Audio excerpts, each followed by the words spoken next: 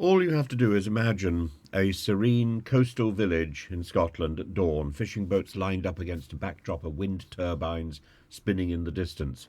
For centuries, the Scottish fishing industry has been the heartbeat of coastal communities, and today it faces an existential threat. And this is the story of a sector at the crossroads of tradition and transition that was entirely avoidable. And Brexit is the mangy monster that has caused this destruction. The Elspeth MacDonald, the SFF chief executive, says we understand the need for renewable energy, but the rapid wind rush threatens to erase centuries of fishing heritage without offering fair compensation. Every turbine, says one of the skippers, every turbine takes away prime fishing grounds. It's not just about space, it's about survival. And this is about a competition between Brexit, wind turbines, the offshore wind farm growth, and the prime fishing grounds. It's not just about space, it's about survival. It's about the impact on marine ecosystems and fishing areas. And Brexit promised a revitalisation of the UK fisheries. Instead, it delivered quotas that left many Scottish fishermen disillusioned. Indeed, in the run-up to the Brexit referendum, I was approached by the Just Vote Leave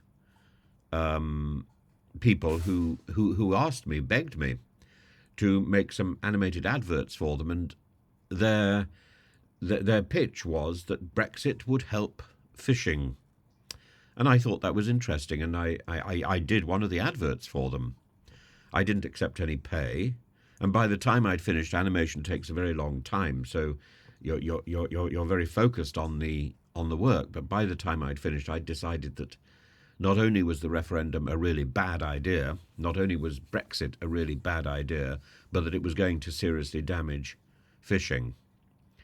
And the fisherman, one fisherman says, we were sold a dream, but the EU boats are still here, and our exports are tangled in red tape. Absolutely, the trade and cooperation agreement has left Scotland's fishing sector caught between political promises and harsh realities. The 2026 renegotiation is coming. That's going to be about further constraining Brexit fishing quotas and further punishing the fishing communities for the Brexit vote. It is a madness. Fishing, like farming, was damaged by Europe, particularly in the most recent stages, and then was further damaged by Brexit. And it was used, like farming, as a flag to wave to encourage the Brexit vote. Governments pledge a just transition, but the fishing industry is being left behind and is being left in the lurch. Without proper support, fishing risks losing not just jobs but entire communities. And sustainable energy, while it's vital, must coexist.